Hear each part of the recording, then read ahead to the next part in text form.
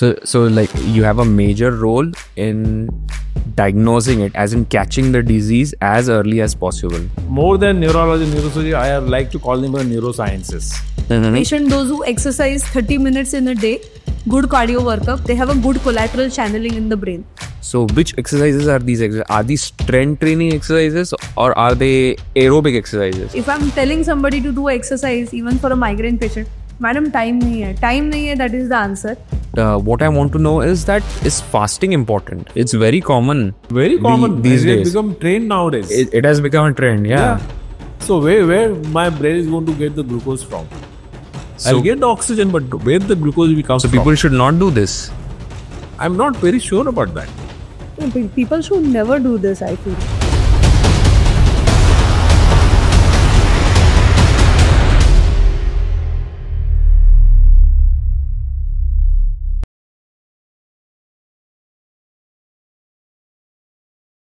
So guys, today we have Dr. Aarti Kulkarni on the podcast. Dr. Aarti is a neurologist. Previously, we have had neurosurgeons on the podcast, and even our own neurosurgeon, Dr. Ashok Khande, is going to join Dr. Aarti ma'am in this podcast. So we are going to get opinions from a neurosurgeon, from a neurologist, and we are going to get the whole picture. So that's why I hope you derive a lot of value from this podcast and you watch it till the very end, क्योंकि हमको समझना है कि stroke अगर होता है patient को तो उसको मेडिकली कैसे मैनेज कर सकते हैं मेडिसिन्स के सहारे. And that's why I request you guys to watch it till the end, and I hope you derive a lot of value from it. Thank you. So, ma'am, what I want to ask to ma'am and to sir also is that for the viewers, for the common people, what is the difference between a neurologist and a neurosurgeon? What does a neurologist do and what does a neurosurgeon do? Neurology basically refers cases to neurosurgeon for surgery. Okay. Yeah. So it is like a difference between a physician and a surgeon. Okay. If you see the difference in definition, neurologist basically will examine the patient, take the history, come to diagnosis, and treat the patient. But any of the patient who requires surgery, then those cases are referred to the neurosurgeons. Okay. Definitely. Yeah. So basically, neurologists are physicians. We are physicians. We are being trained over a period of maybe more than 1 decade just to understand the neurology, concept of neurology, where is the localization, what is the possible diagnosis, and how we can treat that, whether it's a medical option or surgical option. If the surgical option comes, definitely we ask neurosurgeon to take over the case and the surgery would be done by them. If the medical options are there, definitely we treat them with the medicine and with the neuro rehabilitation, and over a period of time they get better. So like you have a major role in diagnosing it, as in catching the disease as early as possible. Definitely, yes. Right. So in fact, if you see any neuroscience center, neurologists form, I think, the primary consulting doctor. Always. They are the one who come to diagnosis, decide what is to be done. But there is a gray zone also in neurology and neurosurgery. There are certain things which you can manage just with the medicines.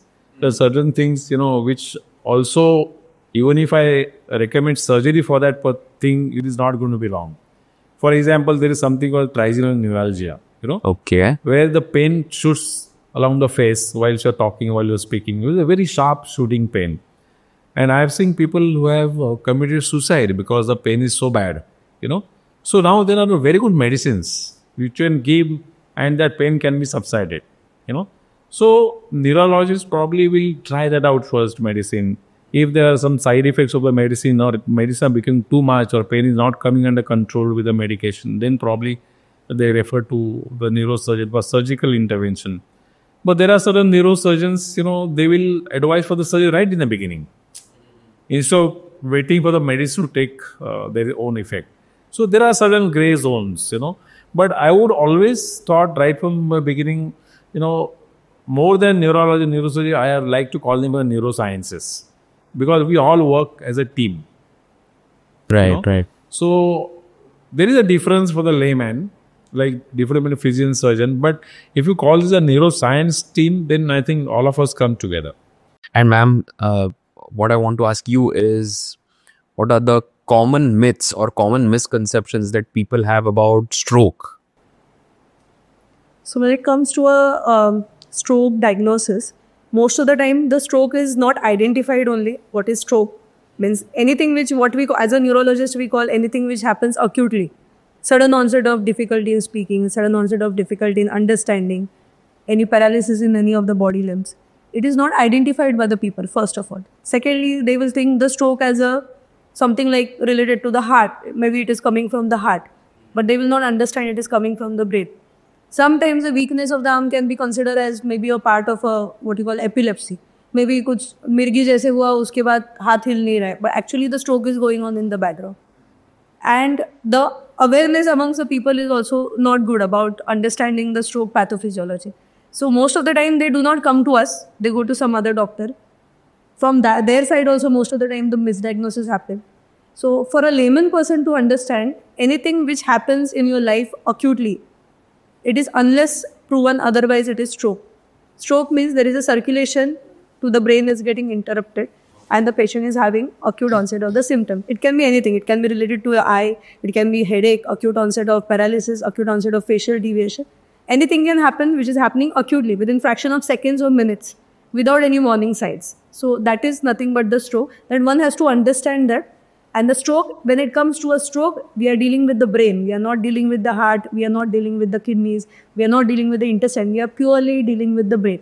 That understanding has to be there amongst the common population to identify and to reach to the stroke ready center or to a neurologist on time. Right, because that is one thing. And then now there is a rising issue of stroke which is happening in the younger population. And that is why this question is very important for the listeners. That can stroke happen in young people? As a neurologist, what have you seen? How young patients have you seen having stroke? Well, yes, definitely it happens in the young people. We have seen a lot of patients. The youngest we have seen up to the age of 18 years, what we can see. We are seeing stroke in the pediatric population also. So recently, I'm treating 2 stroke patients. One is 21 years, one is 28 years. So nowadays, of late, last 5 years, we are seeing a lot of young generations, they are getting stroke because of some or the other risk factor. Definitely, we'll be discussing about those risk factors later on. But yes, the stroke is common in young patients also. Nowadays, it has become more common. Previously, we used to think it happens only after the age of 60 years, but it is not the case. And I feel being Indian, it's a risk factor for having stroke. If you're an Indian, at any point of your lifetime, you can have a stroke. Maybe because we have had bad genetics, something like that. That can also be a reason. And the epigenetics, what we call the environmental changes. Maybe we are not very much active. The physical exercises, environmental changes. Genetic factor is altogether different. Epigenetics, when we talk, it is about the environmental changes what are happening around the patient. The environment affects your genes, these changes in your genes. Yeah, yes. This is yours. And at the same time, the lack of activities, lot of risk factors, addictions, which is more common in the younger population nowadays, excessive use of gadgets. These are the all risk factors over a period of years. Maybe they are playing a part in development of stroke. Okay. There was an article which was published in Journal of Annals of Neurology in 2023, where they have done a prospective study of why the stroke is very common in young people. Now, it was a prospective study, and what they have concluded in that particular study was the India is a very diverse kind of a country, and the Indian system is such what we call as a 3-tier system: primary, second, and tertiary tier system. Primary tier system basically works at the district level, then you go to the cities, and then obviously go to the tertiary center, which are in, say, places like Pune and Mumbai, things like that. Unfortunately, the basic medical facilities which are provided in our country, they are provided by the general physicians of general practitioners. And general practitioner need not be MBBS. He can be anything. He can be BHMS, he can be Ayurvedic practice. And by default, we Indians tend to go to the general practitioner for the illness first, Now, there comes the problem. Once they reach this basic ring, which forms the entire base of the pyramid of Indian medical system, your diagnosis can be missed completely. So there are many cases which are misdiagnosed, underdiagnosed, undertreated, So that number is very high. And as Aarti said that unless and until patient comes to you in time, the stroke, you will definitely miss out on the stroke. So by the time patient reaches from this base of the pyramid till the second and tertiary care center, a lot of people are missing out on the early treatment for the stroke. So this is one of the reasons why the stroke in young are also increasing, because they are not diagnosed. They are missed out. Apart from the lifestyle changes, they are missed out completely. And about the myth that what you asked, Dr. Aarti, some time ago, there is, in India, myth can go to any extent, any extent. If you get a paralysis, the treatment of choice that time was massaging the arm using different kind of oils, That was a treatment, which is well accepted treatment. We did not know it is because of brain stroke, it could have been prevented, it could have been treated. So the traditional method of treating brain stroke was massaging. When I was in Jaslok Hospital, there was one guy, DSP, he had a stroke and he had a clot inside one of the arteries. So he was told to undergo intervention. He said, I don't want to do any intervention, but I know one Baba who is in Delhi. I will go there and get myself treated. So he went to Delhi. I'm talking of a person who is at DCP level. He went to Delhi.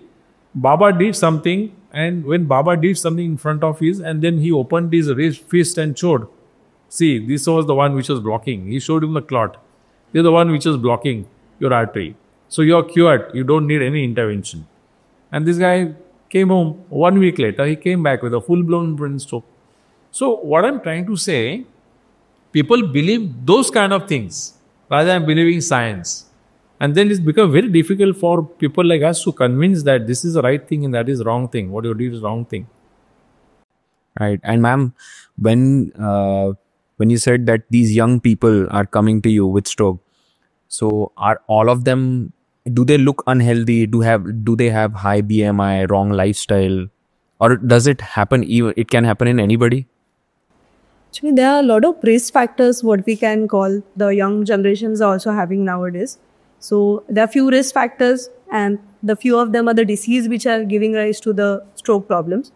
So talking about the risk factors first, definitely the lack of activities, excessive use of mobiles, computers for a longer time, not doing exercises, using mobile overnight. So that is increasing the chemical imbalance in the brain.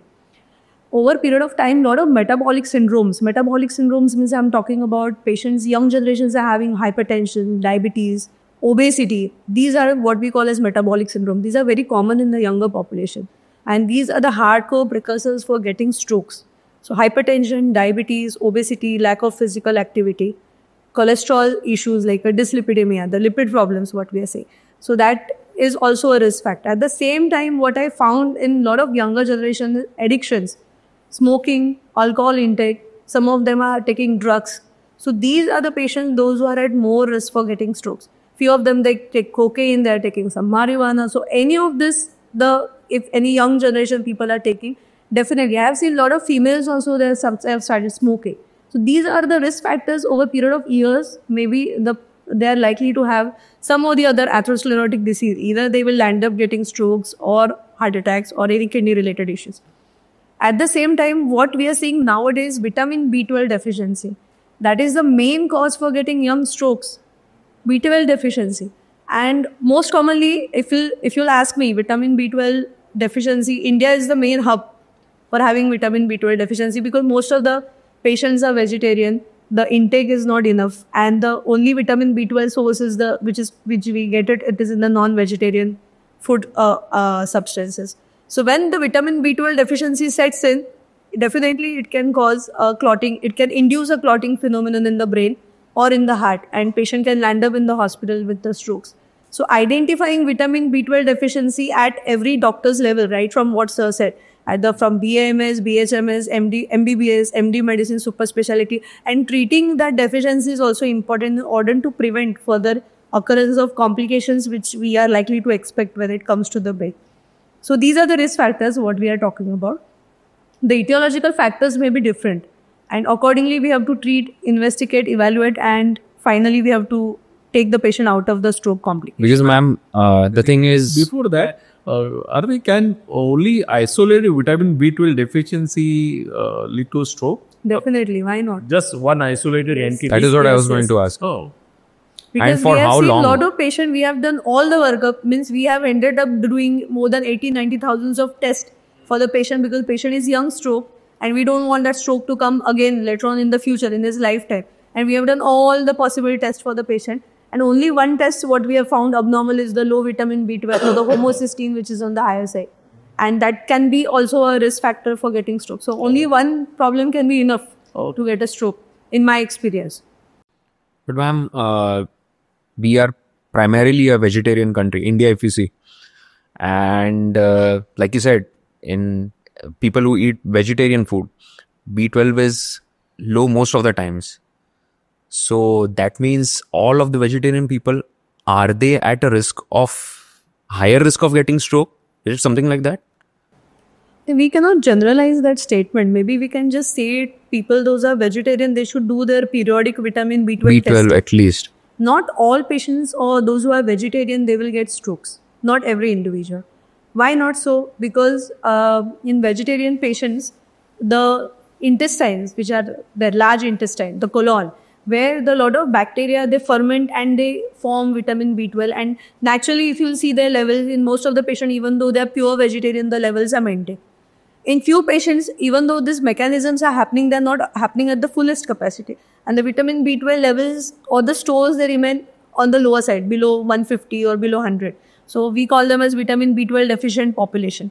So ideally, a person who is vegetarian, they should do the periodic vitamin B12 testing and they should get it corrected as early as possible in order to prevent neurological complication. If you'll ask me, for a neurologist, vitamin B12 is like, it's our favorite vitamin B12. Means we know vitamin B12 will going to cause a lot of neurological complication, right from strokes, dementias, vascular events, spinal cord problems, neuropathies. So we want every patient who is coming to us with the deficiency, we try to correct and we try to give them a maintenance dose also so that over a period of time, everything would remain in the stable level or whatever the desired level of vitamin B12. But then for how long, if the vitamin B12 is deficient, will may it lead to stroke? And then usually the patients are deficient in vitamin B12 and they don't even know it. But how long can they go like that and not have anything? As in, how long does it take for the stroke to appear? Actually, there are two things in that. See, vitamin B12, to have a deficiency for any person who has a good vitamin B12 stores in the body, for the liver store to get depleted, it takes around a time of 3 to 4 months. If the vitamin B12 is low or if it is going below the range of 150, what we say, at any point of time, anything can happen. So it is always better to correct. Exact duration we cannot comment upon because there are a lot of other factors also playing a role. Sometimes the winter plays a role. In winter, we see a lot of stroke patients because of increased sympathetic activity in the body. So a lot of stroke patients, if you see in the winter season, there are more as compared to the summer season and the rainy season. Okay, ma'am. So in the winter, we see daily 1 or 2 stroke patients. Sympathetic activity, when you say sympathetic Means activity, the how do we increase, tell that to? what you call increase neuronal activities in the brain, or the autonomic nervous system of the brain is more active in the winter season. So definitely other factors play a role when it comes to vitamin B12 deficiency, and we have to treat it as early as possible. Okay. And is the incidence, so this was about vitamin B12, but if we see incidences in males as compared to females, so is it different or is it the same? See, in the males, definitely the strokes are more common as compared to females. But in females, if you see about the young females, the causes for stroke are different. Maybe use of oral contraceptives or hormonal pills that can also play an additional effect on the brain. When it comes to the older population, definitely after the 60, the risk gets equalized in both the genders. It is equally seen in the males as compared to female. But definitely the males, they are at more risk We always call it male gender, more than 60. These are the common risk factors.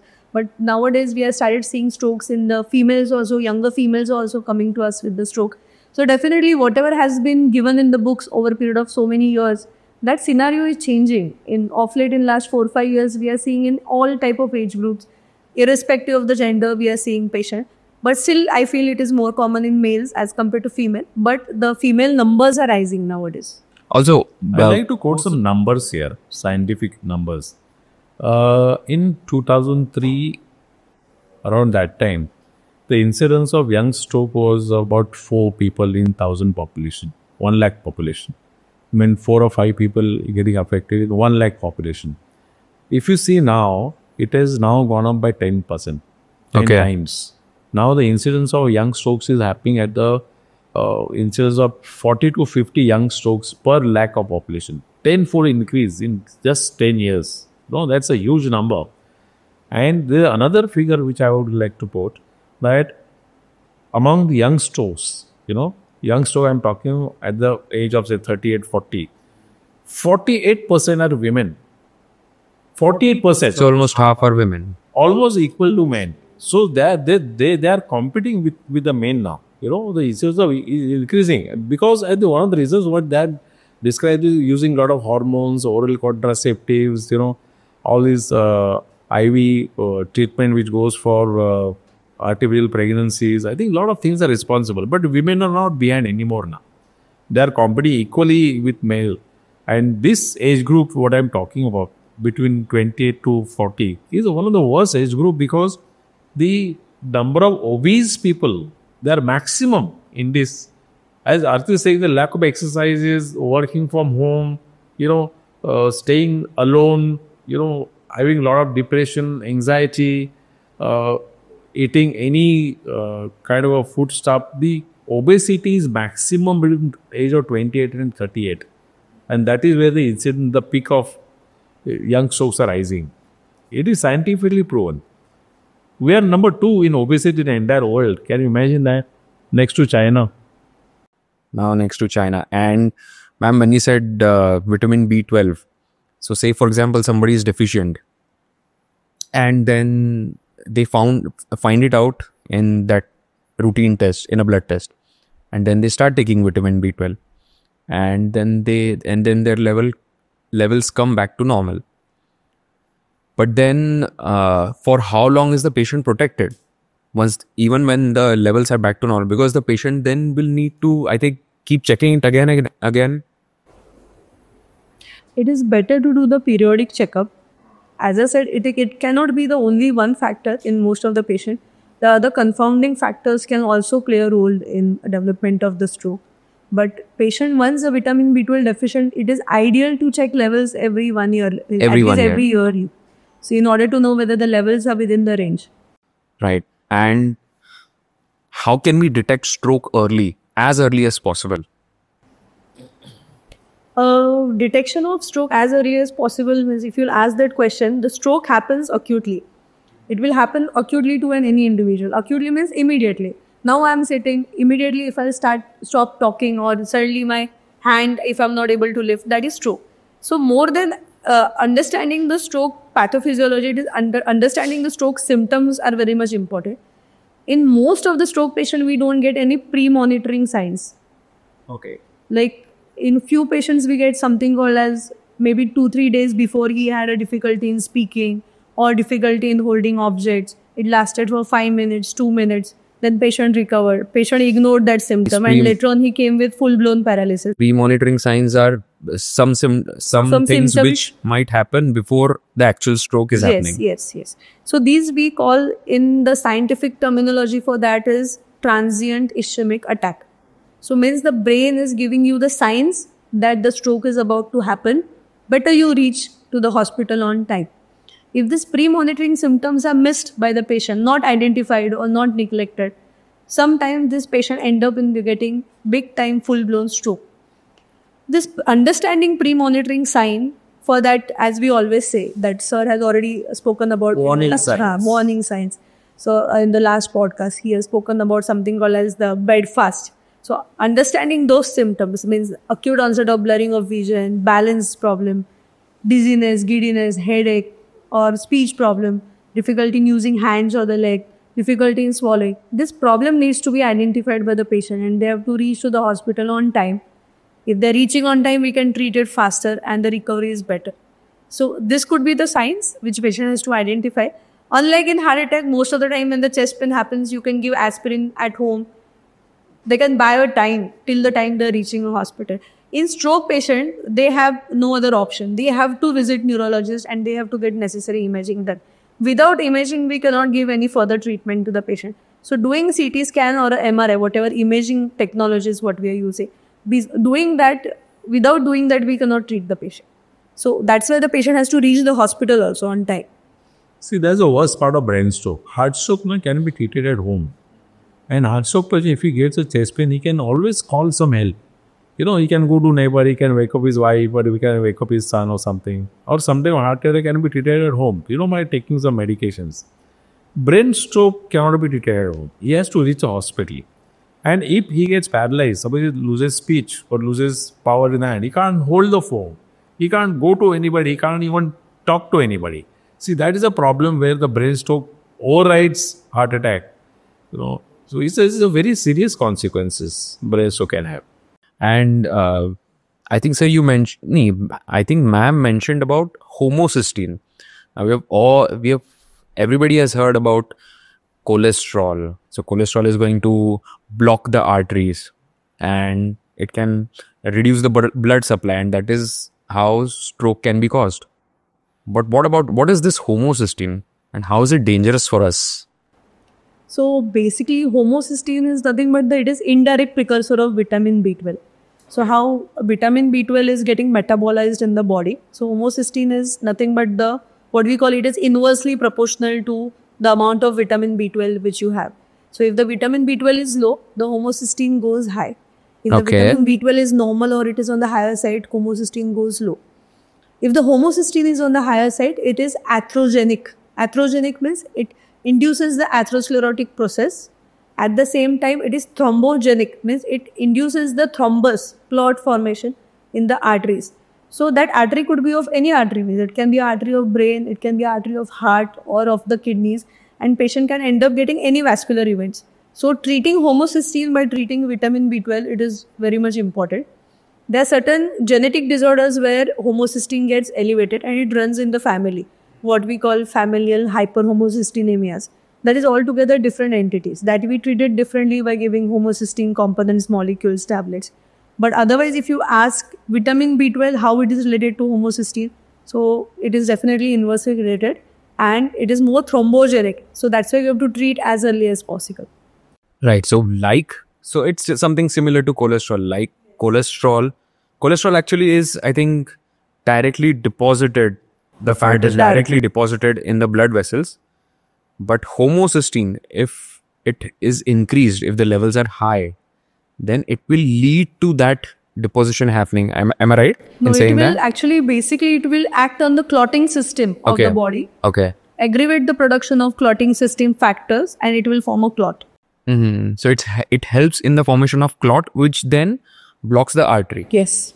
And that can then cause stroke. Yes. Right.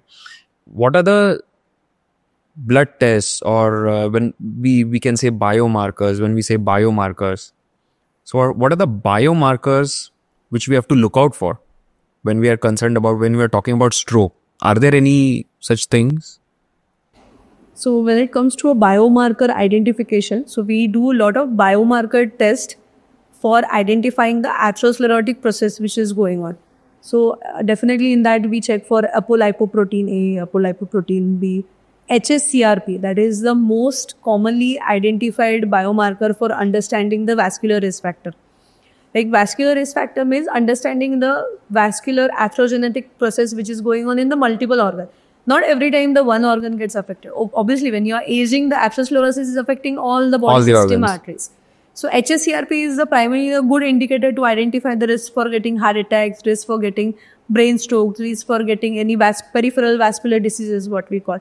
That is called narrowing of the arteries of the limb. So that biomarker is definitely important in order to identify. And homocysteine. That is also important to identify the possibility of getting future recurrences or a future stroke occurrence. So these are the basic biomarkers we look for. These are the blood tests what we do. We do certain sonographic tests also.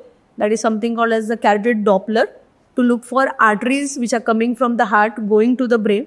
These are the carotid arteries. Whether the arteries are narrowed. If the arteries are narrowed, the risk of recurrence of the stroke is more if the blockage is more than 60%. So periodic carotid Doppler can also be a screening test for identification of the candidate, those who are at the risk for getting stroke. Right. And these biomarkers, when we are talking about biomarkers, so these are essentially blood tests. So we check for the levels of something like HSCRP, the one you said. Cholesterol, everybody knows, but homocysteine we discussed right now. Then what is HSCRP? HSCRP is high sensitivity, what you call CRP levels in the body. So that is nothing but the inflammatory marker. Just for understanding common population, it is very difficult. What we are talking, it is at cellular level. So I'll be just making that thing very simple. At every neuronal levels, means where the neurons are there or the cells are there, there you have something called as the inflammatory processes going on and anti-inflammatory. So when the HSCRP comes, which is one of the inflammatory marker, if that marker is high, the chances of having clot formation tendency of the patient is more because of more inflammation going on at the cellular level. So limiting that, reducing HSCRP by reduction of the weight, limiting your addictions, stopping the addictions and the regular exercises, definitely we can bring those levels down. So treating HSCRP is especially important in the patients, those who are having high levels of HSCRP, in order to prevent all the vascular events which are occurring with respect to different organs of the body. Right. So basically everything, I think when we are looking at it from a bird's eye view, everything is pointing to something happening and then a clot being formed somewhere in the blood vessel. So that is giving rise to stroke. So we try to find out how we can diagnose it or what can we look for in the blood work to see if the patient might have stroke. So this is about detecting stroke. This is about finding out. But what about prevention? Can we take generally in our lifestyle? What do you recommend to prevent anything from all these things from happening? Before we go ahead for the prevention, I'd like to add one more thing in this. You asked one question to Dr. Aarti saying that how do you detect the stroke? I mean, blood biomarker is one thing, that is for sure, But the warning signs that we keep talking to people, I think in my practice, Aarti, what I feel, it is more of a retrospective diagnosis. Very few people come with this, whatever, bed fast, B fast, whatever, those are warning signs, but and they last for very, very few seconds because they're transient and you get better. And many times you try to justify saying that, I may have worked overnight, I'm very tired, I was on the computer for 10 hours. That's why probably must have got blurring of vision. Or I slept like this, that's why I got some tingling numbness. So these are the warning signs coming from the brain for sure.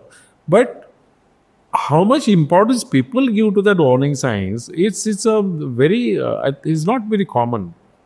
Am I right? Yeah? That is true, absolutely true. And when they come to us in the clinic or with a proper stroke, and when you ask them that, have you ever had this problem?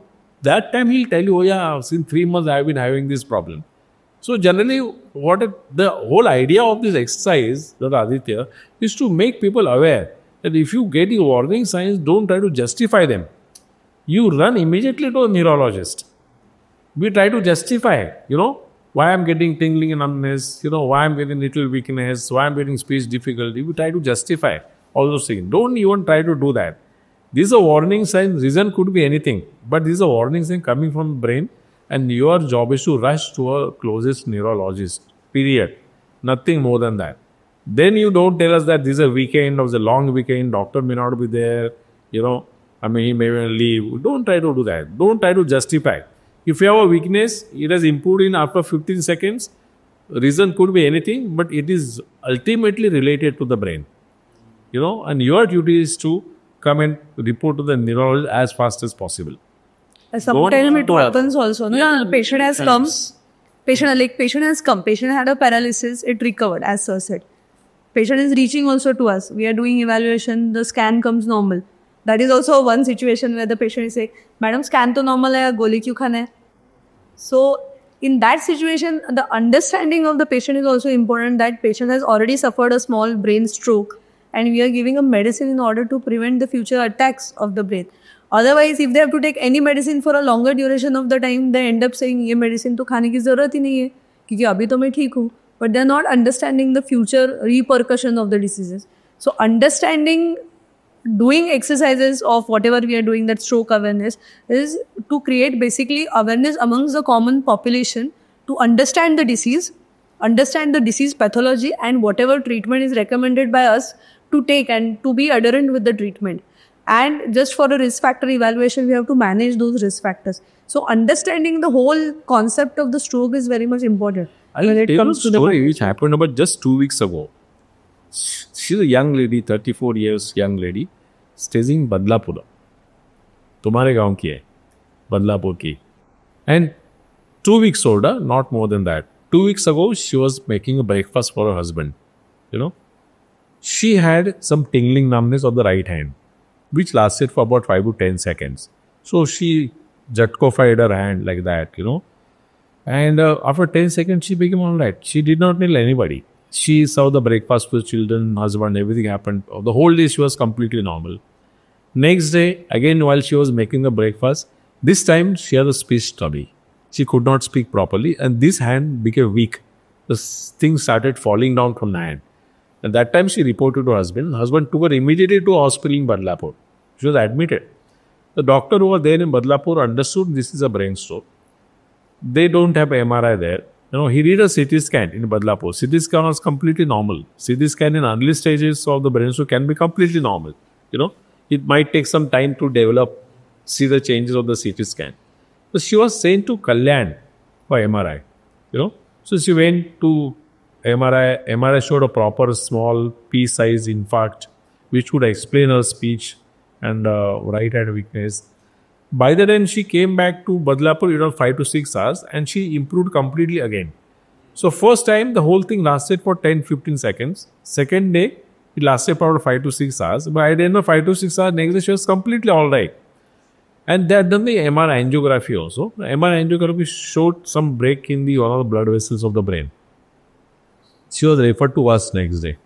We got her admitted. We did the angiography. And in angiography showed one of the arteries is not filling properly. The blood flowing through the artery is very, very inadequate. So I said, you require angioplasty. The question she asked me surprised me. She had witnessed 2 episodes of this problem. MRI shows an infarct. Angiography shows there is a block in the artery. What more you want? Yeah. She asked me one question. Can I get this done 1 year later? I asked her one question. Suppose you get a heart attack. Okay? Will you delay by 1 year or do it immediately? No, heart so we'll do it immediately. What wrong brain has done? And you have suffered twice. This is the awareness index that we have in our country. Forget people who don't know about brain stroke, but those who have suffered with a brain stroke also, they are not willing to get the treatment done properly. And when you describe the whole episode, so in that, there were 2 attacks which were transient. You use the word transient. So I think people need to understand, why are they transient? Why is the thing coming, the attack coming and then going away? Why does that happen? Why is it transient in nature? Shouldn't the blood supply, once affected, stay affected? Sometimes the blood vessel goes into spasm. Okay. For that particular time.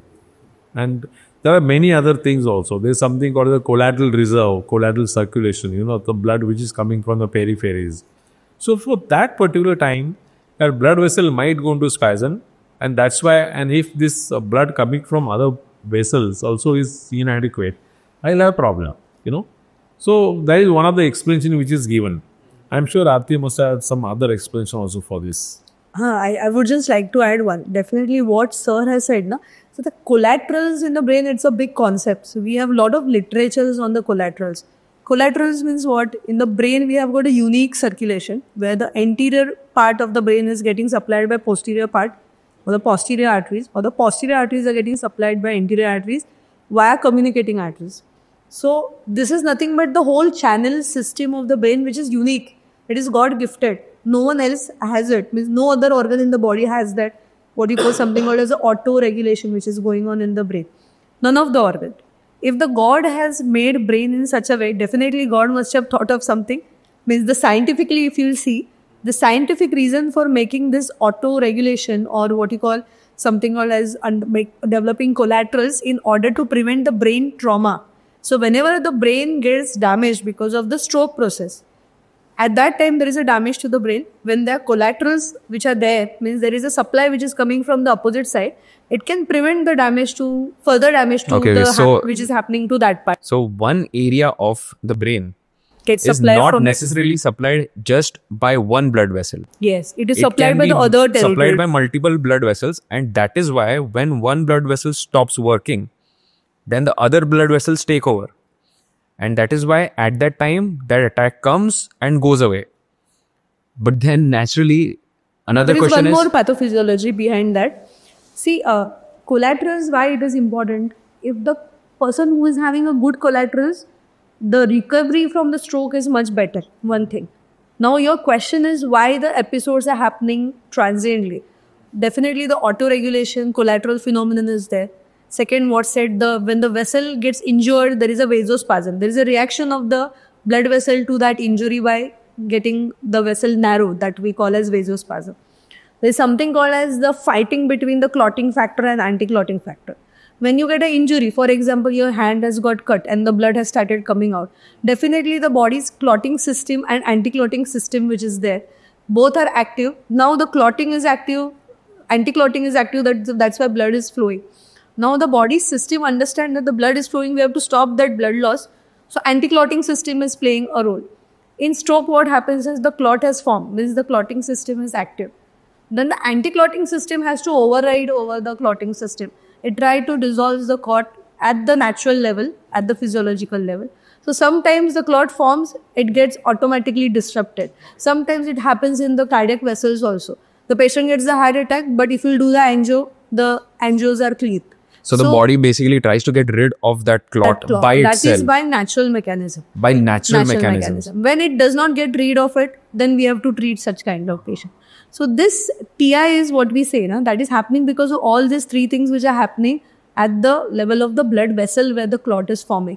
So we are talking about the maybe microscopic or a macroscopic level, all these things are happening and the patients are getting the episode, that what we call as the clinical presentation of the disease. Right. And the thing is, when we said that one part of the brain has multiple blood supply, right? So why do we need to worry about the artery which is clotted? Because that is the major artery which is supplying the brain. Okay, right. Yeah, because the damage would be... See, all patients will not have a good collaterals. Why we emphasize more on doing exercises, patient those who exercise 30 minutes in a day, good cardio workup, they have a good collateral channeling in the brain. Patient those who are not exercising at all, they don't have collateral channels in the brain. It is very simple as a simple textbook reading. So if the person is not exercising, if he is getting stroke, the damage is more. If the person is exercising and if he is getting stroke, the damage is less and the recovery is faster. So emphasis for all stroke patients and the patients those who are likely to be at the risk factor, and for every individual, I always focus on doing exercises because of the collaterals phenomena, what is important in the brain. See, that is what Dr. Aarti is trying to say, that everything depends upon what is collateral reserve, what you call it. That's a separate word for that. I have seen patients when one artery is fully blocked, but they're walking on the road without any problem. You know, why? Even if one artery is completely blocked, he has got such a good collateral circulation that is taking over the blood supply coming from this artery. When do I get stroke? When my collateral circulation is poor.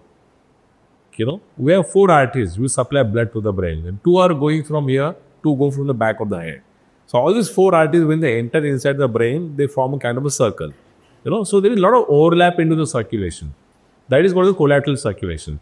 Now, if collaterals are poor, then I can get a stroke, despite having all the 4 arteries open. But if my collateral circulation is very poor, a slightest change, like what happens in transient attack, when the vessel goes into spasm for a few seconds, I will get stroke-like symptoms.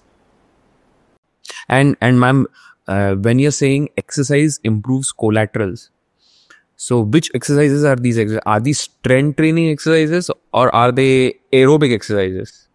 I think I would say more of a aerobic cardiac exercise is what we say, na? Okay. That will improve the strengthening of the brain as well as heart. So one should focus on more doing cardio exercises or doing aerobics more than the strength. More than strength Definitely training. strength training is the part, but the 80% of the exercises should be focused on doing cardiac exercises and the aerobic exercises. So that improves your circulation to any body organ. Because here we are discussing about stroke, so definitely the brain circulation gets better. Okay, so it improves the overall. So there are collaterals like in brain, there are collaterals in heart also. Everywhere. But the collateral system in the brain, what we say, the auto-regulation, that phenomenology is only seen in the brain. Right, so maximum number of collaterals are there in the brain. You can generate your collaterals by doing exercises. That's really? what I'm saying. So exercise generates these blood vessels. More and more formation of the. So exercises generates a phenomenology of vasogenesis, where a lot of blood vessels are forming and they're forming a networking. So that is called as what you call vasogenesis. More and more blood vessels are formed and they're giving more supply to the brain. Which is very unique to the brain, by the way. And this happens at any age. At any age. It happens generally in the younger age group, but in older age group, if you're already doing exercises, that is the preserved phenomenology. So the brain's, what you call the adaptability capacity gets better.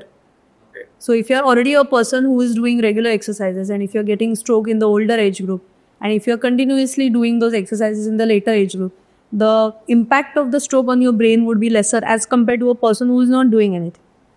Okay.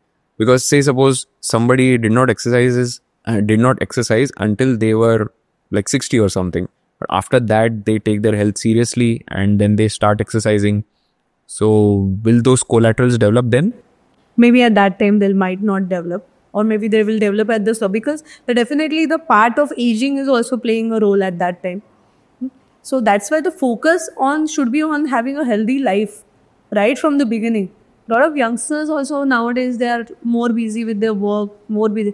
If I'm telling somebody to do exercise, even for a migraine patient, madam, time nahi hai, that is the answer. And even though if you have a time, you are not doing it. That is also one thing. So main focus should be on exercise throughout your life. It is not like that after 60, when you get a risk factor, you will exercise. That should not be the scenario. You should daily exercise for 30 minutes, at least 5 days in a week. That is definitely helpful for your body in the long run. See, there is no anti-aging drug. Once you reach 60 means you are 60. By doing anything, you are not going to become 50. And atherosclerosis, the word that has been used repeatedly. In a layman's language, atherosclerosis is just hardening of the arteries. It's an aging process. With the age, your hair becomes grey. You develop cataract, you get arthritis. Same way, the arteries also age. They become hard. So at the age of 60, even if I do exercises, my chance of getting collaterals are very poor, which can happen in the age of 25. So what the artist is trying to say that this exercise has to be a continuous phenomenon from the young age onwards.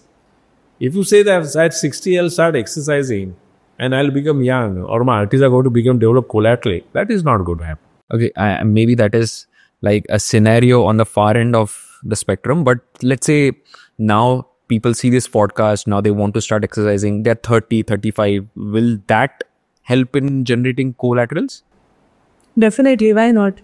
At 30, 35. So there is a lot of motivation in starting exercise. Lot of scope.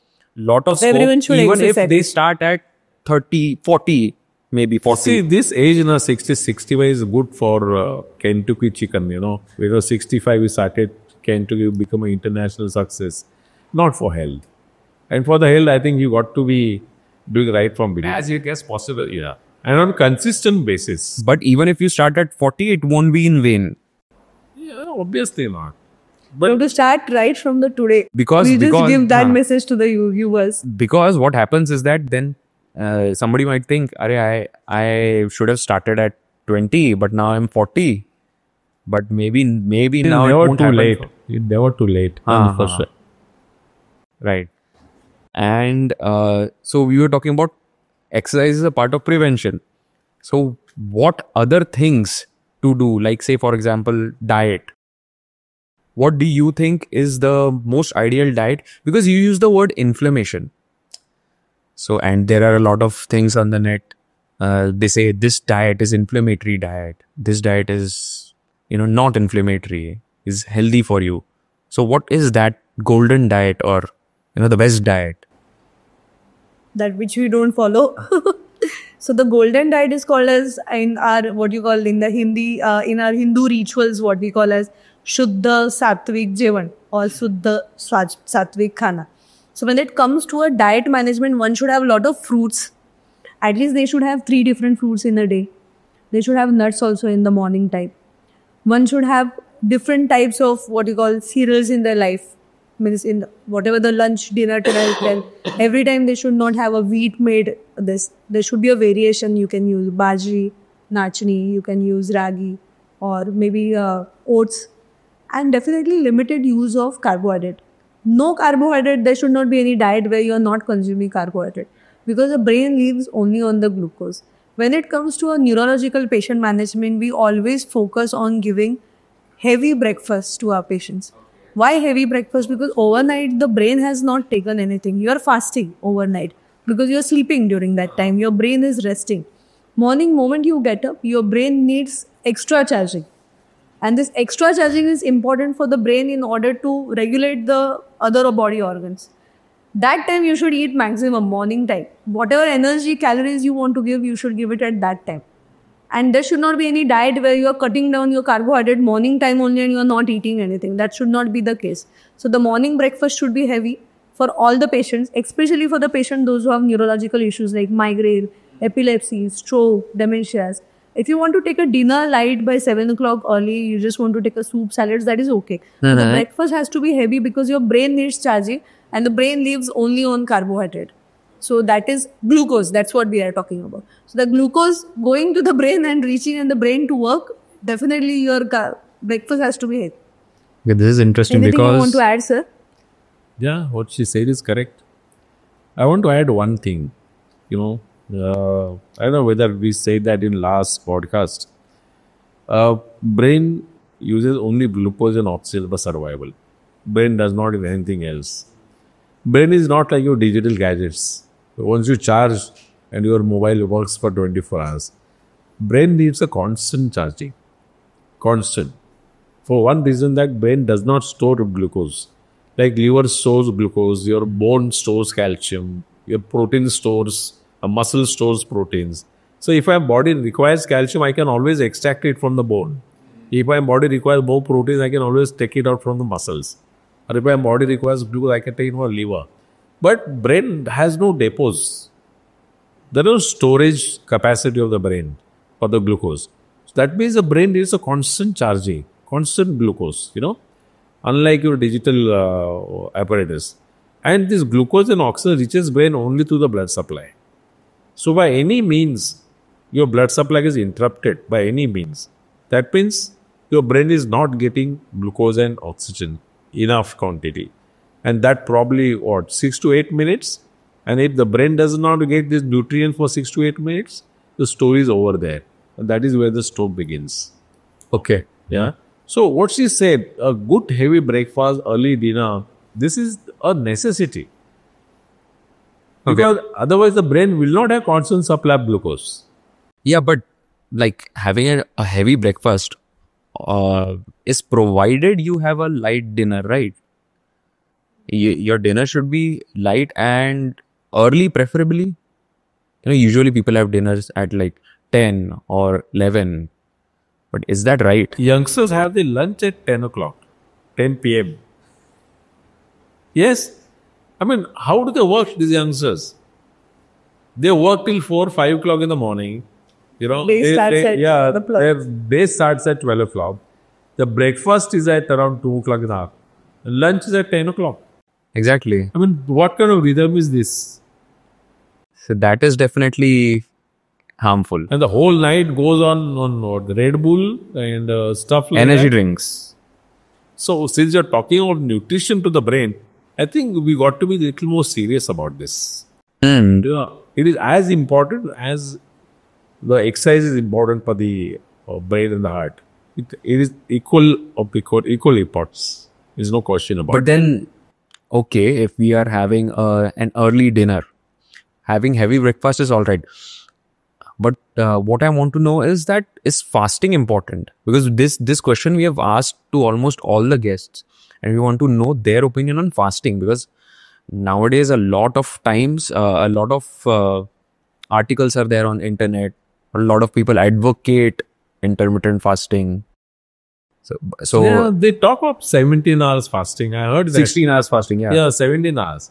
Somebody had some 16, 17, 18 nutritionist hours come to fasting. meet me once. So I offered him a cup of coffee. Mm-hmm. So he said, after 2 o'clock, nothing.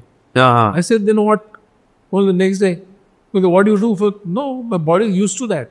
Mm. I said, what are you talking? Your body is used to that, but your brain is not used to it. And one day you will definitely going to get a lesson if the brain does not get enough glucose. I mean, he eats, he has a breakfast.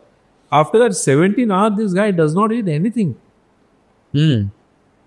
It's very common. Very common these and it has days. become trained nowadays. It has become a trend, yeah. So where my brain is going to get the glucose from? So- I'll get the oxygen, but where the glucose will come So from? people should not do this. I'm not very sure about that.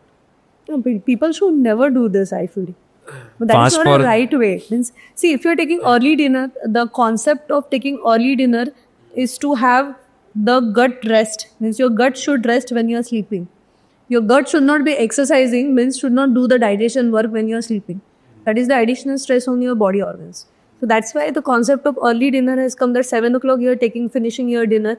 So the within 1 or 2 hours, the peristalsis is over, the gut digestion, everything is over. And all body organs are going into the peaceful rest. And that rest is important for your body. And the rest should be taken only at the night time. That needs to be understood by all the generation of people. Mainly for the brain. Yes. Mainly for the brain. So the 8 hours of sleep is mandatory for any And that too individual. at night time only. You don't want anybody sleeping No. even 10 hours during the day. That is of no use. Night. And the 3 meals are important. Definitely breakfast, lunch and the dinner. If you want to take a dinner as a light dinner, that is okay. But the intermittent fasting, I don't think so. We should endorse that also. Yes. And don't think so. a lot of people, they have a lot of this. But scientific explanation for understanding body's pathophysiology is body needs continuous supply of nutrients. When the body is not getting it, especially the brain will give signals. When the people are doing intermittent fasting, we have seen a lot of patients, even the doctors are doing intermittent fasting just to reduce their weight. They end up coming to the neurologist. We see such kind of patients. We are getting headache issues. We are getting trouble in understanding, focusing, doing multitasking, focusing, concentration issue. Everything comes from the brain. The brain is giving you the signals you are not understanding. It is happening because of your diet. First, you change the diet. Moment you change the diet, you change your sleeping pattern.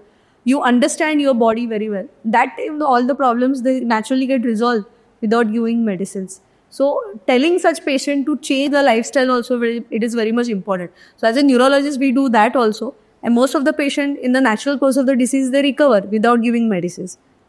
Okay, but the thing is, not after you use lifestyle, I think that has to be taken with the right perspective.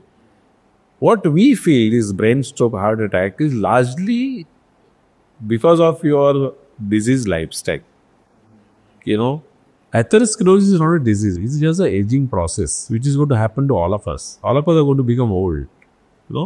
But his lifestyle is the one thing which creates his natural aging process into a disease. That is exactly. And in the lifestyle, what she is trying to say that nutrition, exercise, they are very important aspects of lifestyle. I mean, once you go haywire from there, obviously you're going to pay for it. But the thing is that like there is a daily recommended dietary allowance for proteins. Like you should consume this amount of proteins in a day, for example, which is recommended. So is there any recommended amount of carbohydrates which should be consumed in a day? Like you said, people should not go on low carb diets, right? So carbs should not be very low. Usually people take a lot of carbohydrates. Even that is unhealthy. What is the recommended amount then? I don't know the number, Aarti, but I can tell you one thing. I mean, it all depends on what is your kind of work you have. The Matari workers who lift 100 kgs of gunny bags, 50 in a day, probably their requirement is totally different than a guy who's sitting in an air-conditioned office for 16 hours and working on the laptop and telephone. You know, I think it should be individualized as a patient's requirement. You know, And say, for example, somebody wants to do this intermittent fasting, but has taken enough carbohydrates when that person is eating, then is it all right? First They of are all, not limiting their carbs. They are taking adequate amount of carbs for their physical activity. But then they are fasting. Will that help? overall intermittent fasting itself will going to damage the body organ. I feel, suppose so. long run. I suppose so. Maybe it will be okay for a few days or a month so, but in the long run, definitely it will affect the important body organs. So better to take a nutritious diet. Don't do too much. Take it in the adequate quantity, and just it should be the combination of all. As I said, the fruit should be there, the nutritious thing, and avoid junk food. That's it. So it is not very difficult. It is not a rocket science. Correct. And it's what is talking. It's a I think moderation in everything. I mean, what we had in the past, what were the Vedic sciences, the fasting during festivals and things like that. I think there's a different story behind it, you know. But in nowadays, I think with the things are changing too fast, I don't think that fasting is something which your body will tolerate. There are too many things that have come up as a risk factor to the brain stroke, you know, apart from the air pollution, the stress, which wasn't heard of many years ago. And probably that time fasting for during the festival, fasting for some purpose probably had some significance. But now with all this thing happening, I don't think you should add one more factor to the risk factor which are already existing. That's what I feel. And this fad, I call this a fad, you know, 17-hour fasting, 18-hour fasting.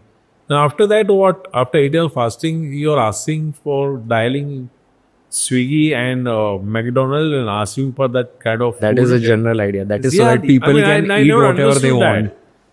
I never understood that. I mean, where I stay, I see people who are obese to an obscene level and carrying tires on their head and the shoulder and running on the road. Why are you doing this? The previous night, probably you had this kind of a dinner brought from outside. You want to burn the calories now? That is what they generally do. My parents were farmers. Now we don't get people to work for. I said, always tell them, go and work in the farm for 1 month, you know. You don't need to carry tires on your shoulder. You'll automatically lose weight. Automatically, you lose the weight. It's like going to a temple and asking for the dog, please forgive me. I have done a lot of sin last month. So just forgive me this month, you know. That is what is coming to. Why do you think so? Also, one more out of curiosity, I'm asking this is that when a patient comes to you and you diagnose it with stroke, how many percentage of those patients require surgery? Just an average.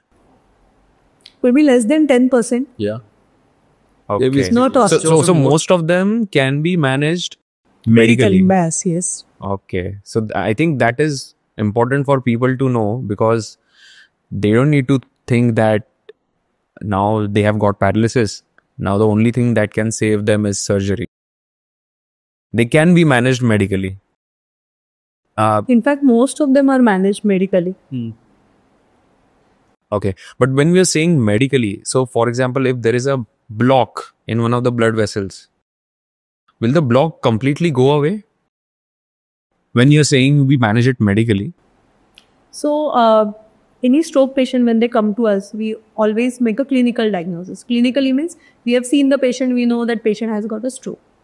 First thing what we do is neuroimaging, imaging of the brain. So, in that either we do CT scan, that is CT scan of the brain with angiography, or we go for a MRI brain and angiography. Purpose of doing angiography is to understand which artery of the brain has got blocked. And purpose of doing MRI brain or a CT brain is to understand what type of stroke is there. It is a ischemic stroke, means the clotting is there, or a brain bleeding is there. Brain hemorrhage, what we call as. At the same time, to understand what is the damage, whether the damage is mild, moderate, severe, accordingly we grade. Once the diagnosis is confirmed, then patient has got a arterial blockages, what we call as ischemic strokes. So in such cases, we use something called as the clot buster injection. So it causes the clot lysis, and the clot gets dissolved because of that injection. so there is an injection Yes, which when available. given within the right 4.5 time, hours from the Okay. onset of stroke. it can completely remove the clot. Yes. Right. And then, So the timeline is very much important. The purpose of understanding the brain stroke is to understand the time. The person has only 4.5 hours only to reach to a neurologist where we can use these injections if the patient has a blockage or a clotting in the brain. That injection is given only within 4.5 hours. Understanding the risk factors, understanding the contraindications and the indications for the stroke. Once the injection is given, we see for an improvement. So, idea of giving injection is to prevent the brain damage. As sir said before also, like every minute your 1.9 million neurons are dying if the stroke is happening in the brain. This 1 hour, if you are waiting at home, 120 million neurons are dying for 1 hour. So if we are reaching to a hospital, we are giving a clot buster injection. So the damage which is happening to the brain area, we can minimize that damage. But whatever damage has happened, by the time you have diagnosed, reached hospital, investigation, that will take a time for a improvement. Once the injection is given, when we see for a recovery, and the recovery happens not immediately in most of the patients. In few patients, it happens within a time span of 3 months. So we always wait for a 3 months after giving that injection. If the stroke is big, then we have something called as interventional procedures, where after the 4.5 hours, if the patient is coming to us and if it's a large stroke or a large artery in the brain is blocked, then we go there inside in the artery by doing some procedure, which is nothing but the guide where we pass through angiographically. And we see which artery is blocked and we try to take out that clot by doing suction or by putting the devices. And once that is done, then the patient comes out of it. So that is not needed for all the patients. It might be needed around 20-30% of the patients what we see. But most of the patients can be managed only by giving that clot lysis injection. But provided patient is reaching to us within 4.5 hours. so provided the patient first rushes to the hospital, gets a scan because scan is important. Yes. Otherwise, you can't give that injection. And does all this within 4.5 hours. So then the chances of, minimizing post-stroke damage is very good. Yes. And what about those who don't? What about those who delay it? So those patients, those who delay it, do not come to the center or do not reach to a neurologist. Maybe in such kind of patients, we cannot give such kind of injections. What we do, we just manage them by giving blood thinners or anticoagulant injections or managing their blood pressure, something like that. These are what you call second line therapy, not the first line therapy is what we manage as stroke patients. So the second line treatment we start for the patient, those who are not reaching to us within the time, or maybe we use certain injection which can prevent further damage which is happening out of the brain stroke. So that is what we give to the patient, those who are coming later. Now, since we're Earlier is better, always we say. always, since you're talking on a timeline, what we actually at the brain line, we want to go still beyond this, Ideally, all over the world, 3 to 4.5 hours is a time where you can do the thrombolysis, where you can use this clot busting medicine. or after 5 6 hours, then there are certain post-renal, as Dr. Aarti was saying. But at Brainline, we want to achieve something different. There is something called a door to needle time. That means if I get a symptom now, and the duration where I am going to get this drug clot busting injection ideally should be 1 hour. Door to needle time.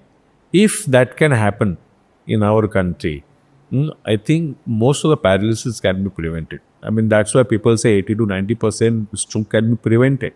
That is because they have to reach us towards in time. Now, to do that, what we are doing at the Brainline, that we are trying to develop these centers in the periphery, where the person doesn't have to really come to the, rush to the city for the treatment. They can go to a center which is next door. If that can happen, then obviously the incidence of brain stroke will definitely come down. There is no question about that. So, golden period which we defined is up to 4.5 hours. We are trying to develop that into what is called door to needle time, which is ideally 1 hour. That 1 hour also, how 1 hour? Because the patient reaches the hospital, we examine the patient, get a CT scan done, see whether he is eligible for what kind of treatment. Everything is done within 1 hour. So that is the only way and most effective way where this progression of stroke can be prevented. Because as Aarti was saying, every second that you delay in doing the treatment, the billions of neurons are dying. And in brain, once the cells die, they do not regenerate. They don't come back. So basically in this Brainline project, what we are trying to do is creating awareness amongst the common people, amongst the healthcare worker, creating a networking channels to identify the stroke as early as possible and to establish the stroke ready centers so that patient can reach. If the patient is in the Alibag, we will not ask that patient to come to Navi Mumbai in order to take a treatment. We will establish a stroke center at Alibag so that the patient could be treated there and the traveling time will also be saved. And the what you call the door to needle time or maybe the stroke thrombolysis time would be lesser. So the entire project is behind that and the efforts are taken all around this in order to establish the stroke ready centers in the vicinity. And ma'am, since you mentioned that a majority of the cases can be treated medically, so now to reduce the time, can somebody just do a teleconsultation and talk to you on a video call or something? And if you tell them, okay, you're having a stroke, so, and you give your prescription, so will that reduce time? Has it reduced time in your experience? Definitely, why not? Because all these exercises we have already done. See, I have worked in the peripheral area of what you call Raigad, Ratnagiri, where a lot of centers which we have identified, where they have a basic imaging facilities like CT scan. We don't need MRI and all. There are few centers which are equipped with MRI also. So the main consultant or a physician from that area is giving me a call saying that the patient has come, patient has this much paralysis, we have done the imaging. They are sharing those reports to me on the WhatsApp or on the email. We are seeing and we are just advising them to go for a thrombolysis. They are only doing everything with the patient. Means they are doing thrombolysis, they are doing post-thrombolysis, stroke care management, rehabilitation of the patient. But I am in the loop channel. Okay. So the advice comes from me. And accordingly, they are acting on it.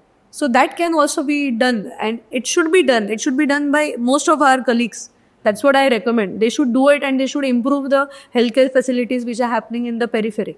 In fact, every physician should get connected to the neurophysician. That is my personal opinion.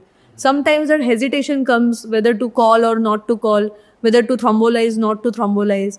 That should not be the case. The doctor-to-doctor communication should be very much appropriate and the prompt when it comes to the management. So a lot of doctors in the periphery, they still call, they manage patient. Once the patient is better, then they come to meet us also. That is what is also happening. But the networking, what we call now, that should be very strong. And the education of the person who is treating the patient there, at least he should have a baseline information and the management techniques also he should know how to manage the further. Because every time it is not a golden story. Na? Sometimes patient can have complications also. post thrombolysis, few of them they can have a bleeding in the brain, few of them they worsen. So every time it will not go by a book. Sometimes there are complications which we have to tackle with. So that should be tackled with the good communication and the developing the patient trust, what is more important. So maybe the networking and understanding stroke by the doctors, those who are working in the periphery, that is very much important. And connecting that with the neurologist, whoever is available in that area, any neurologist is available or any neurosurgeon is available who is ready to take a call for a patient's management. So that connection has to be much better so that the patient can improve faster. See, in a country like us, like India, where we have a paucity of the resources, we don't have some huge infrastructure to build, I think the WhatsApp has become a very important form of communication today. It happens in seconds. Everybody has this kind of thing on their phone. So I think this is one of the blessings that we have. We can get connected in milliseconds with the help of WhatsApp. Everything and anything. Telemedicine definitely plays an important role. When it comes to the imaging reporting, means sometimes we are not sure what is happening. We have not seen the patient. We need a second opinion. We need radiologist help. So sometimes there are radiologists, those who are in the panel list when it comes to the management. So we always call the radiologist. Through telemedicine, the images are sent to the radiologist. Then we take a decision what needs to be done, what is better for the patient, what is not better for the patient. So I think that telemedicine is important tool nowadays for managing patient earlier and better. So much. Because I think all this makes sense. So all the doctors should be connected to each other. And if, let's say, there is some junior doctor who is posted in periphery and he wants to treat the stroke patient properly, he should be able to call somebody senior like you guys so that he will give that as right of a treatment as possible, even if he is sitting in the periphery.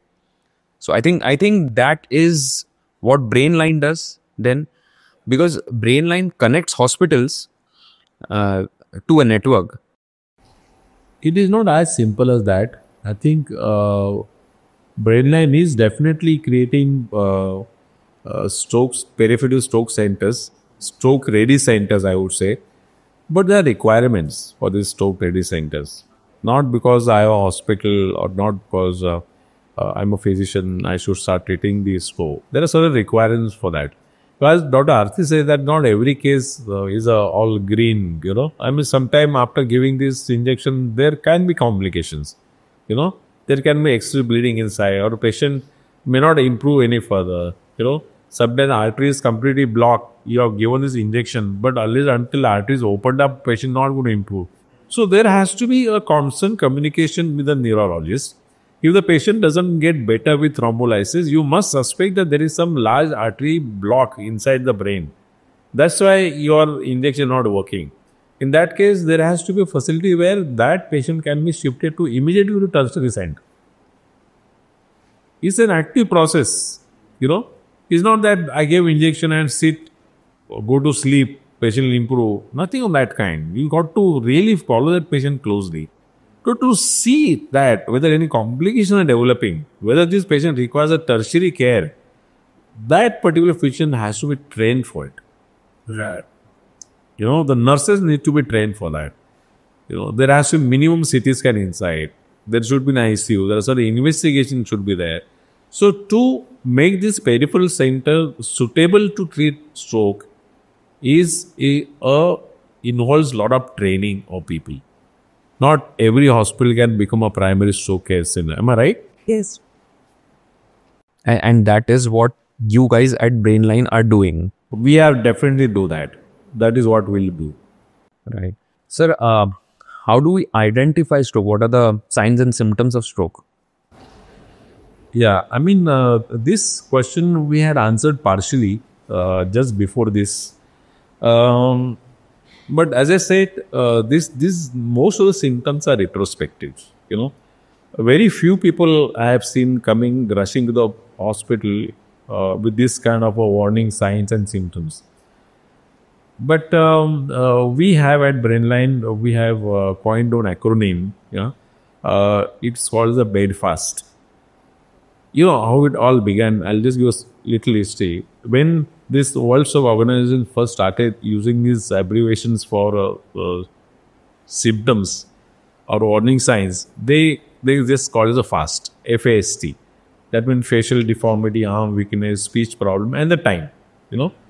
Then they thought that this is not going to be enough, so they added BE. So they started calling B fast. B is loss of balance, and E for eye problems, and then the fast. In all that thing, see, the brain stroke are two types. One where the blood vessel ruptures causing brain hemorrhage. You know, other is like a heart attack where the blood vessel gets blocked, which is a majority cases which happen that way. But in that B fast, there was not a single thing which was covering about brain hemorrhage.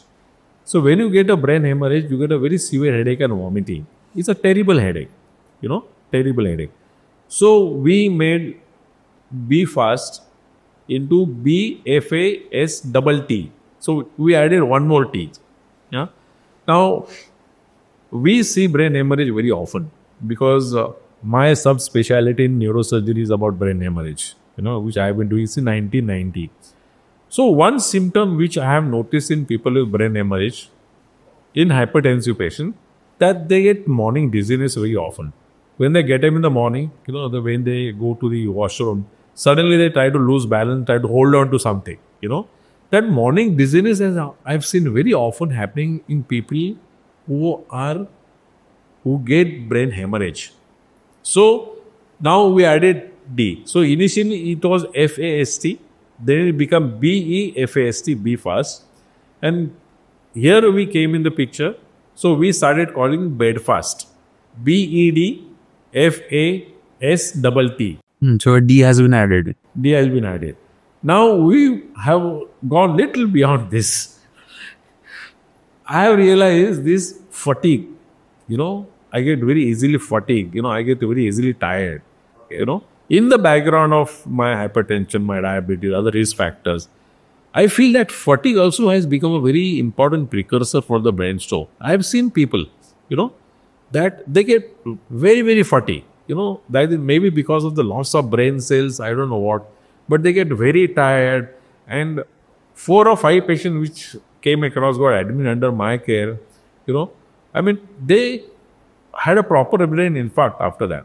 So this fatigue, post-stroke fatigue we have seen. Post-stroke fatigue, depression, anxiety, that we have seen. But in some few patients that we have seen, even fatigue coming as a precursor to the brain stroke. So now it is not bedfast anymore. It is now BEDFFAST. So it is a bedfast now. So now this fatigue, sir, you were talking about, this is without doing anything, without exerting oneself. I'm not talking of usual fatigue that you get after working for 12 hours or after working, doing a hard Exactly, work. exactly. I'm not saying that. I'm saying people who already have the high risk to get either a heart attack or a brain stroke, if they start getting this kind of symptom, fatigue, I mean, very little bit of work and I get tired. I want to sit. I want to relax. You know, I feel that's a very, very important precursor for the brain stroke. So they just woke up in the morning and they felt. I mean, I have a lot of recently I had fatigue. 4 or 5 patients where their prominent feature was easy fatigability. I mean, they get Acha. feel weakness. Haan. They don't feel like working. You know, they get tired too fast. So that one thing we have added. And now. that was the only thing, the only I mean, symptom. they had other risk factors. They had diabetes, they are hypertensive. But the additional symptom, I think, put them at a risk for the brain stroke. I mean, recently I have come across this 4 or 5 patients like this. Because fatigue as a problem, I think, is faced by a lot of people these days. I feel fatigue. That's because what of the I'm saying. constant That is what commuting, I'm saying. traveling. I'm talking, and this generally happens in people who are 60, 70.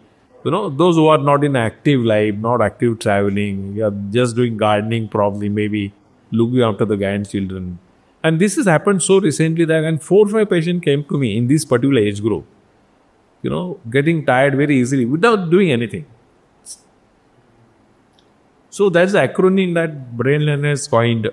And in fact, we have stage of patenting also now. So, Bedfast. Yeah, Bedfast. And so there was one more acronym, BROLO. Brolo is that's a brain line mission of brain line is Brolo. That is brain only live once. So that is another thing that we have also signed for the patenting. Right. Shadows though we already have for the risk factors. So that we already have. So the three things that Brainline he has coined for the first time, it has gone for the patenting, and I feel that describes the warning signs almost completely now. Yeah.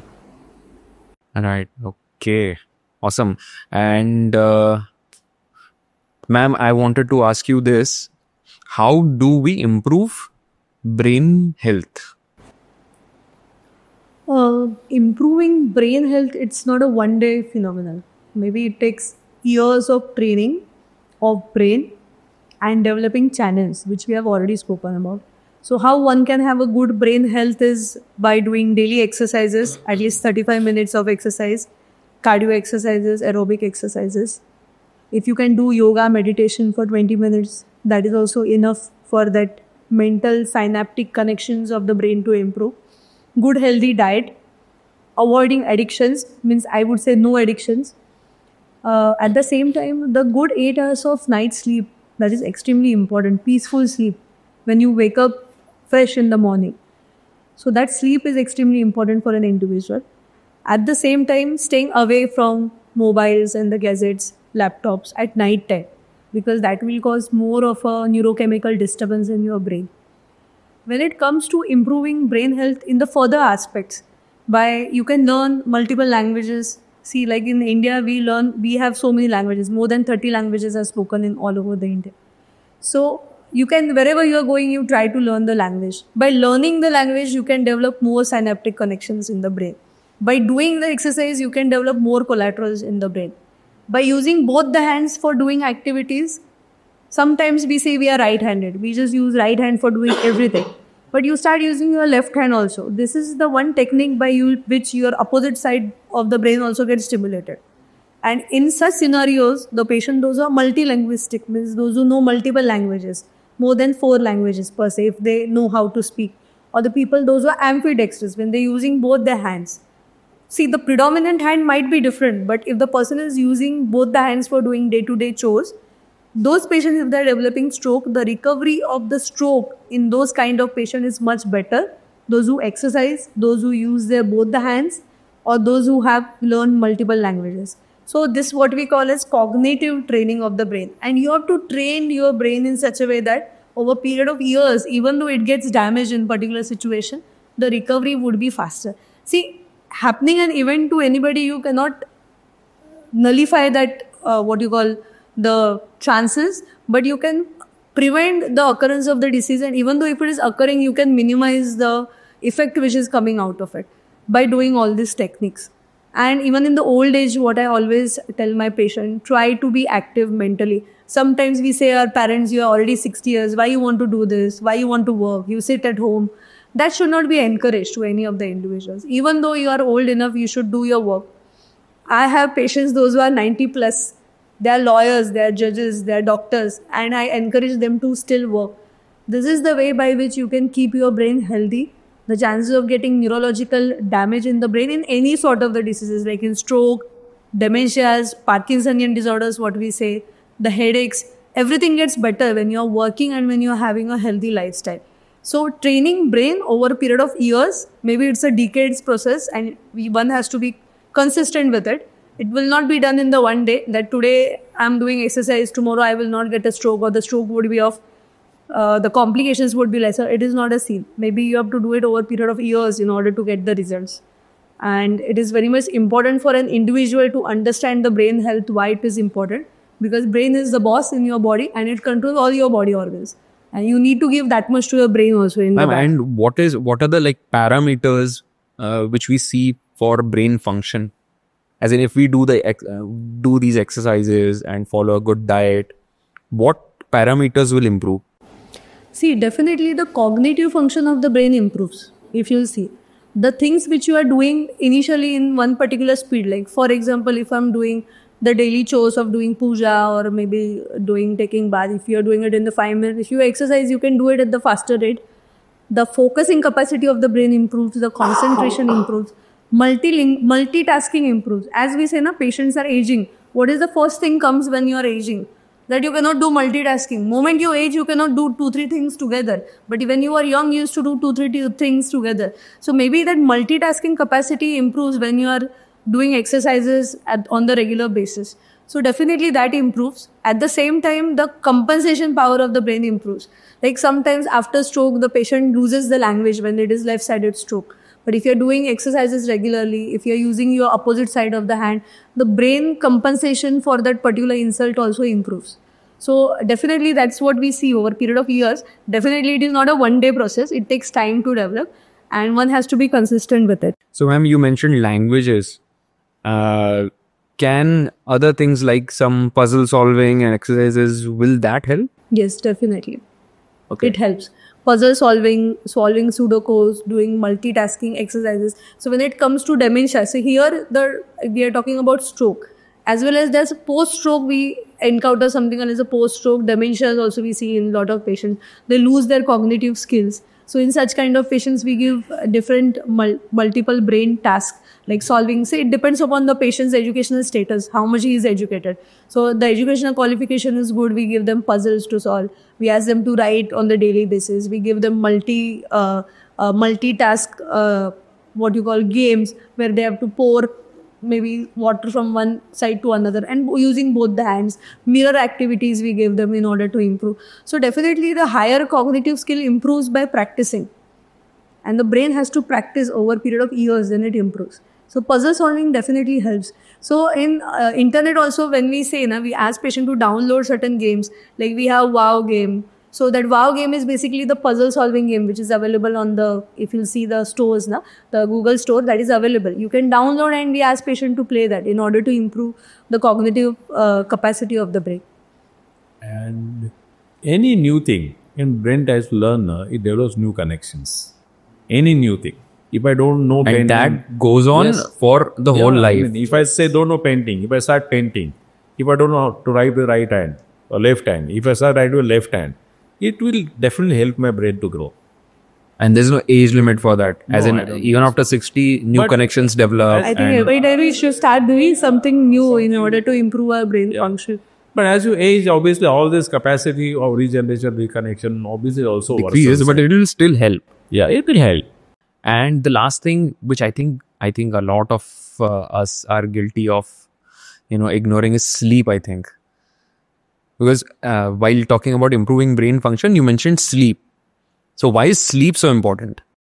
Sleep is extremely important for a brain health. A lot of youngsters are saying we are sleeping for 6 hours, that is enough and good quality of sleep. And actually they're sleeping from 1 o'clock to 8 o'clock or 1 o'clock to 6 o'clock. That should not be the timing. The sleep should be ideally happening for 8 hours minimum for an individual who is less than 60 years. Moment you age, the quality of the sleep gets disrupted and the duration of the sleep also goes down. And the latency of falling into the sleep increases. But for a youngsters, they should sleep at least for 8 hours. Why does the young child or a newborn infant who is there, who sleeps for 14 hours, 16 hours in a day? That is to improve the brain health so that more synaptic connections, more chemical release in the brain develops only at that time when the brain is resting. And the brain goes through the different cycles of sleep. The different cycles where the brain goes into NREM, REM type of sleep cycles. So sleeping is important in order to develop new neuronal connections, new synapses in the brain, and in order to nullify the chemical imbalance which is going on in the brain. Once that imbalance is stabilized, the patient can work much better the next day. Otherwise, the functioning capacity, fatigue, or maybe the tiredness, lethargy comes the next day. You all must have experienced. If you are not sleeping, you don't get that focusing capacity or that much of energy you don't feel, or you feel lethargic. That's why the sleep is extremely important. And is there an ideal time to go to sleep? Like you said, you can't go to sleep at 1 o'clock and then wake up at 8 o'clock and say, I have done my 7 hours of sleep. That won't help your brain function. So is there an ideal time? Yes, definitely. Because scientifically, if you see, the sleep cycle initiated from hypothalamus, which is the part in the inner side which is there in the brain. It gives signal to your, what you call the sleep releasing hormones. The melatonin is the hormone which is released from the brain. Ideal release of that occurs around 10 to 11 o'clock at night time, when you are ideally to the bed, you're not using your gadgets and you are trying to sleep. And the release is naturally regulated overnight. Around 4 o'clock to 6 o'clock, naturally in the body, the pituitary gland releases the surge of what you call the naturally happening steroids in the body. So they surge in the body and they further maintain the sleep pattern. So ideally you should sleep early and wake up early. So the early morning awakening will give you more of a what you call develop more of a neuronal or a synaptic connections in the brain. And if you're sleeping early and overnight, if you're able to maintain your sleep properly, if you're going through all sleep cycles properly, in that case the brain rests much better and it will give you better productivity next day. So the sleeping early and waking up, sleeping early at night time is if you're sleeping by 10 o'clock, 11 o'clock, waking up early in the morning, that is definitely beneficial when it comes to the brain health. And how many sleep cycles? You mentioned cycles, and how many cycles are ideal? See, it is not like that because every sleep cycles changes as per your age. So in what age group you are, accordingly it changes. So most of the time when you go into the sleep cycle, initial sleep stage cycle 1, 2, 3, the deeper stage of sleep, then you go into REM sleep. Like that 3 to 4 cycles occur throughout the night. The REM sleep when you are not idle, when your body moves or when your eyeballs are moving, but you are into the sleep. So not necessarily the person has to go through a specific sleep cycles. But sleep cycles can vary as per the surrounding atmosphere where you are sleeping, as per your age and as per the timings. So it is not necessary that one has to go through this much sleep cycles. But generally 3 to 4 sleep cycles occur overnight. Okay. Yes. But it is different for different age group. For a pediatric individual, it is different. For olders, it is different. For a middle-aged people, it is different. Right. Okay, then thank you, Aarti ma'am, for enlightening us with all that knowledge about brain and how you can improve brain function, how you can take proper measures if anything like stroke is happening. Thank you for sharing all that knowledge with us. And once again, thank you, Ande sir. We already had a podcast once, and I think we'll try and do as many as possible to get as much information as possible. Thank you so much. Yeah. Thank you very much. Thank you very much. Thanks.